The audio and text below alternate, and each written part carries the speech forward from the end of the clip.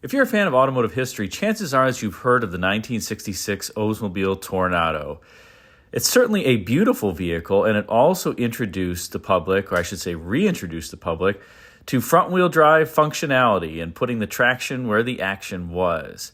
The 66 Toronado still is one of the most beautiful cars arguably ever produced. And yet, one thing really bothered Olds' management about the 66 through 70 Toronado, and that is that it really didn't sell all that well. 1966 was its best sales year with about 40,000 units sold, but after that, Toronado sales really were never the same. In fact, in 1967, sales were about half of the 1966 level, with just about 22,000 sold. In 68, 69, and 1970, somewhere around 20 to 25,000-ish units were typically sold each year. And that just simply wasn't enough for a car that had a lot of unique engineering associated with it.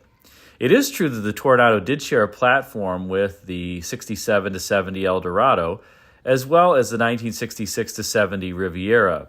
However, you can imagine that the cost of having its own unique platform shared across these three vehicles, none of which, aside from the Riv, was really a great seller, necessitated that Olds planners had to think about something new when they wanted to introduce the 1971 Toronado. And for 1971, Olds leaders did indeed decide to go in, let's call it a new direction for the Toronado, although it did have some anachronistic styling. In truth, the 71 Toronado, as it came out, actually had quite a few styling cues from the 1967 to 70 Eldorado. Take a look as an example at that rear quarter panel on the 71 Toronado and compare it to the rear quarter panel on the 1967 to 70 Eldorado that you see here.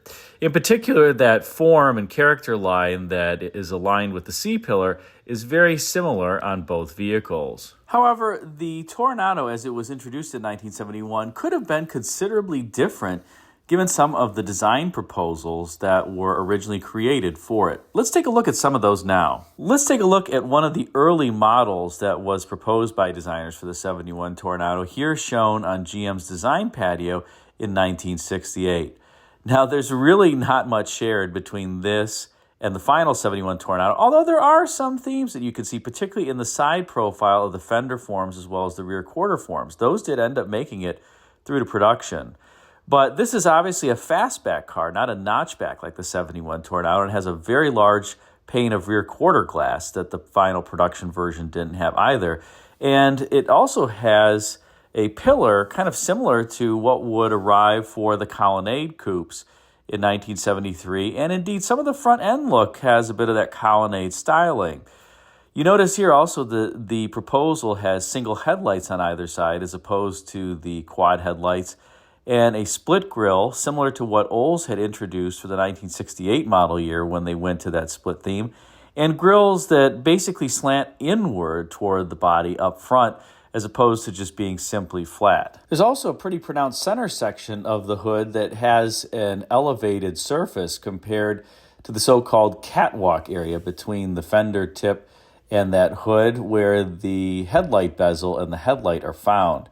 It's a, let's just call it, unique look that probably required an acquired taste. If we turn to the body side, we can see that the proposal also has a very distinct feature line down the middle of the body, running from front to back.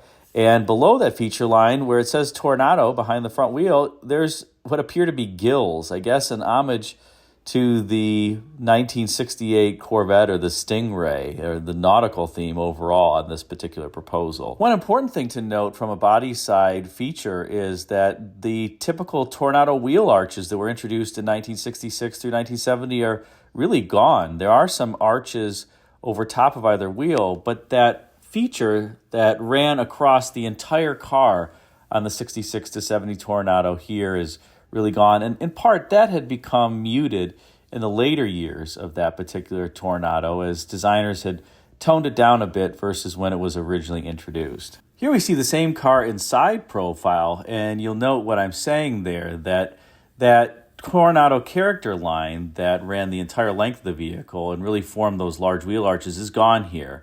I guess designers thought it had run its course.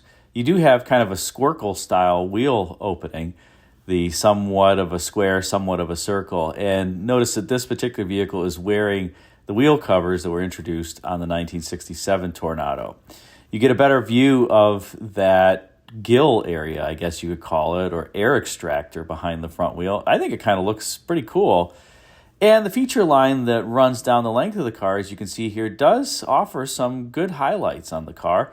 And you do also see those two main feature lines, the one that is formed by the top of the front fender going into the door, and then the one that is formed here at the back of the door going into the quarter panel. Those would make it into the final production car, although that latter line would not begin on the door itself and would really commence after the door on the final production car.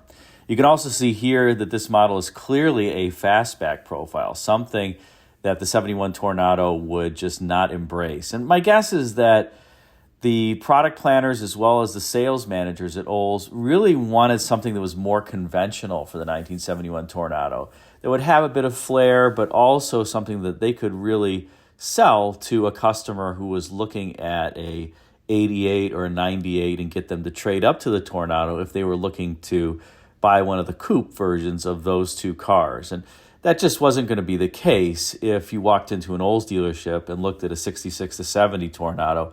The typical 88, 98 buyer was not going to really cross-shop the Toronado unless he or she just had an impulse buy and they saw it and they really liked it. In fact, one of the benefits from a cost standpoint of this 71 Toronado is that it shared many components with the full-size General Motors B bodies, including the front glass as well as the side glass, a lot of inner metal, and certainly a number of under-hood components as well, and suspension systems. So the so-called E-platform that the Toronado was based on for the 71 model year really had more shared in common with the full-size cars than it ever had before, and that was certainly a benefit for Olds because the car was much more profitable. And in fact, it would end up selling in greater volumes than the 66 to 70 Toronado, peaking in 1973 with 55,000 units sold. Here's a subsequent proposal from 1968, and you can see the car is getting more conventional here, but it still retains that fastback profile and the glass that you saw on the previous vehicle. And this really is starting to look like the 73 Colonnade cars, and perhaps this is where those vehicles drew some inspiration. But you can see behind the front tire that the badging reads Toronado. It doesn't say Cutlass. Despite that fact, notice here that fender form that was leading into the front edge of the door is gone, as is the one that was commencing at the rear of the door. And you do see, though, the typical Oldsmobile skeg lines that they were called, that are starting from, in this case, the bumper. The front bumper is actually forming the leading edge of that skeg line, and it's continuing on behind the front wheel into the door and then scooping upward. And then you can see another skeg line that starts at the back of the door and then continues rearward. Those would certainly be a feature of the 73 Cutlass that would be introduced in a few years. And the skeg lines would also be found on other Oldsmobiles, including the 88s and 98s. I am noticing here that the front windshield also has a kink in the middle of it, kind of similar to the Aerovet concept car of the era. And I'm not sure what designers were trying to do there. Maybe they thought that they would have kind of a V'd windshield and give the car a bit of character. I think that's intentional on this die-knocked model, but that is something that not quite sure what they were intending there. Again, my guess is perhaps it took a little bit of inspiration from the Aerovet show car. And here we have one last early proposal. Talk about radical. Look at this one, and look at the hood length on this one as well. That is an enormous hood. And notice that there are hidden headlights. There are some interesting grille forms up front. It is still the split grille a la 1968 Oldsmobile, but a totally different theme.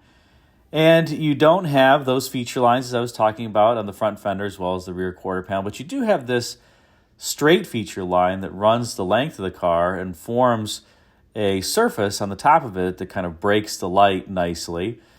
You do have exaggerated skeg lines as well, similar to the last vehicle I showed. So my guess is that Olds was experimenting here with kind of a different form, and that is that skeg line in conjunction with the overall fastback. And it looks like The hood on this has some air extractors too. So this is a pretty radical proposal. My guess it was just deemed too radical by Oldsmobile division management to be sellable.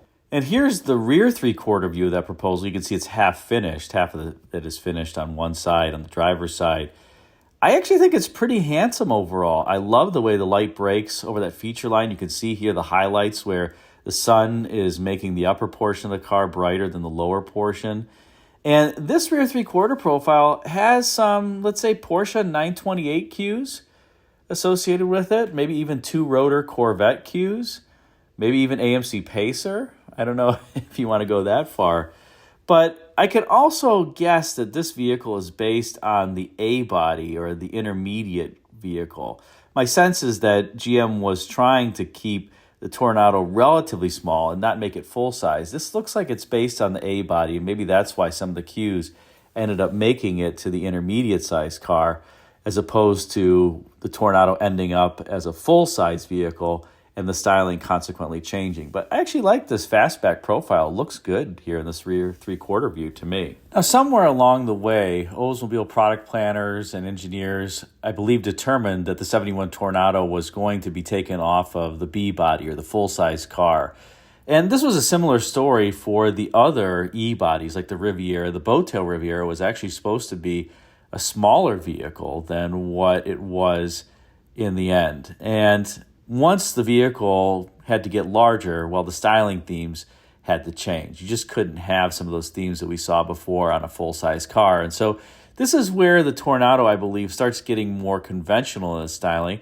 And you notice here that those feature lines are back. The one that starts at the front fender and leads into the door, as well as the one that is on the rear quarter panel. And as I said, notice that line on the rear quarter panel is not starting at the door. My guess is, again, because this car is bigger physically than the previous one that you saw.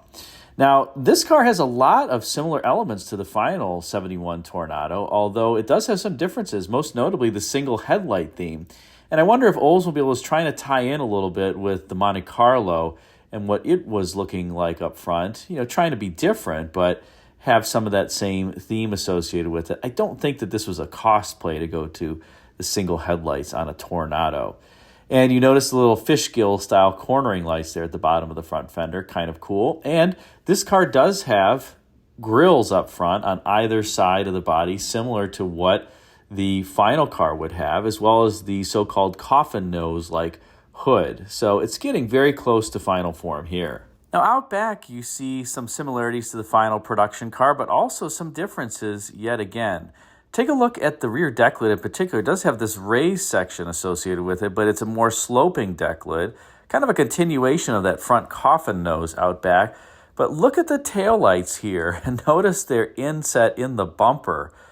I'm wondering if this is why Oldsmobile ended up placing the high-mounted stop lamps in the car, because these taillights are huge, but they're very low, and it would make logical sense that somebody would suggest, oh my gosh, these are too low. We probably need some auxiliary lamps up top. And maybe it just ended up being a cool theme that Oldsmobile decided to have in production, despite the fact that the taillights were moved up on the final production vehicle. Notice also that this car displays the typical hardtop front glass.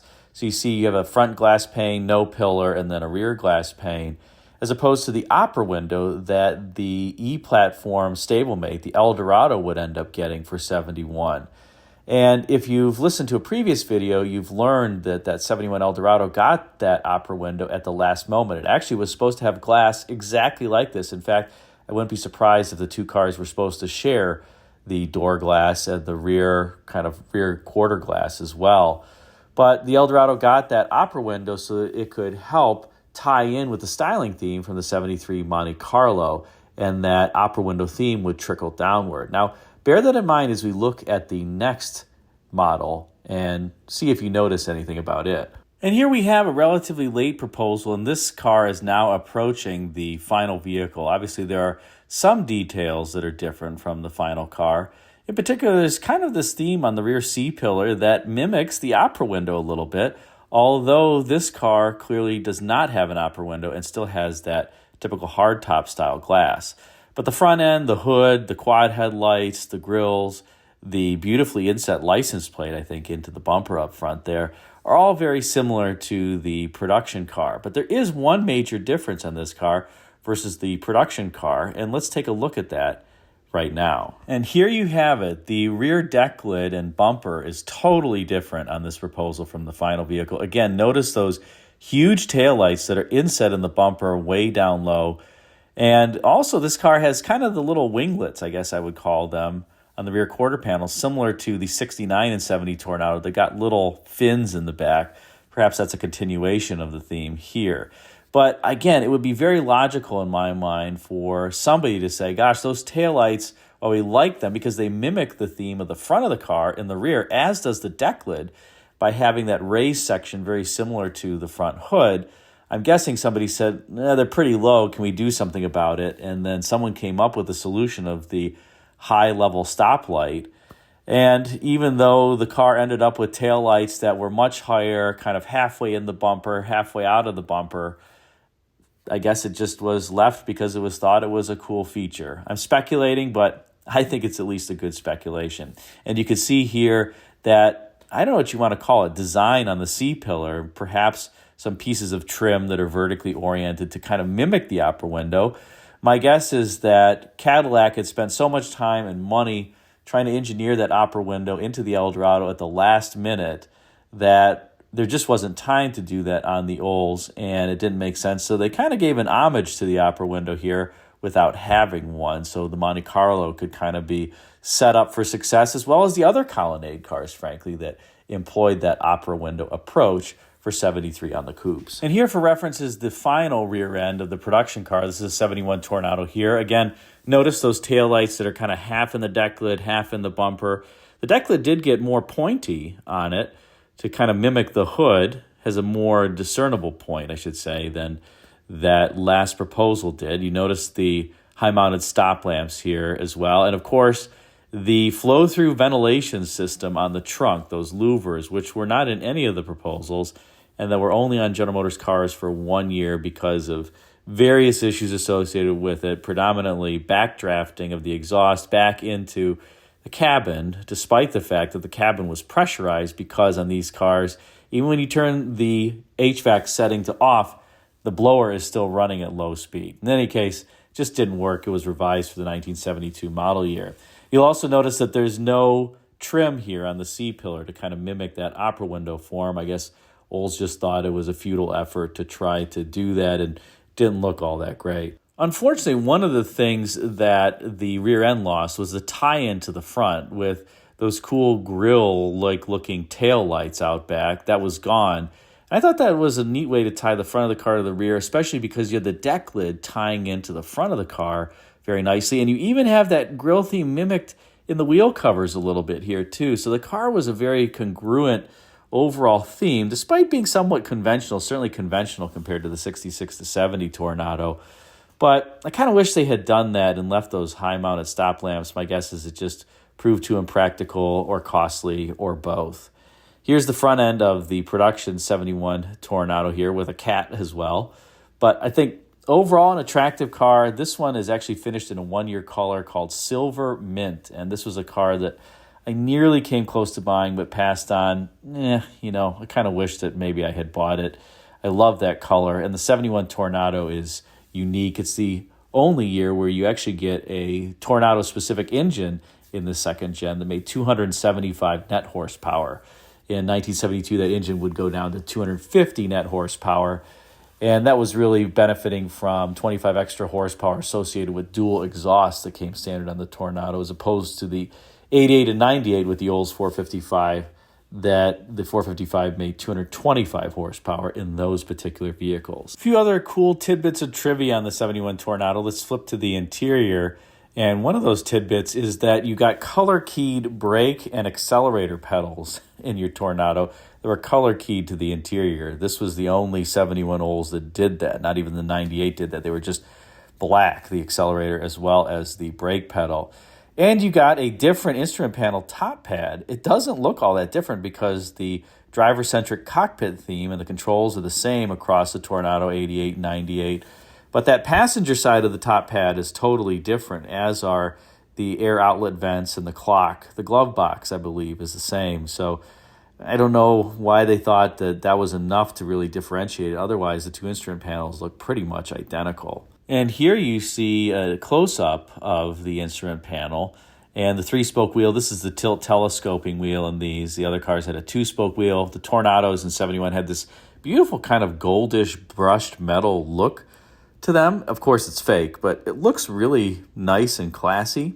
This car has the Comfortron HVAC setup that you can see there. You would set the temperature dial, and it would select the fan speed and the air outlet door, as well as the blend door temperature. So it was a pretty advanced setup for the time. Comfortron was introduced for 1965 in Oldsmobiles, and it was a pretty popular option, actually, on the first generation Toronado. By this point, the systems worked pretty well. Those early ones, I would say they're not that great, especially this many years later. And there you have it, a bit of Olds Toronado history, complete with some of the original design models for the 71 Toronado. All in all, I think that the 71 Toronado that came out, while maybe not as artistically as attractive as the 66 model, I think it's still a good-looking car. And like I said, it proved to be a sales success, more successful than its predecessor. In its first year, the car sold about 29,000 units. Kind of similar for 1972, but then 73, it really took off at 55,000 units. 74 wasn't a great year, and 75, in part because of the OPEC oil embargo. But the sales recovered in subsequent years, and the Toronado continued on through the 1978 model year. In any case, hope you enjoyed this spotlight on the 71 Toronado. If you did, drop a comment. Let me know what you think. And subscribe if you're not yet subscribed. Thanks again for watching. Until next time, take care.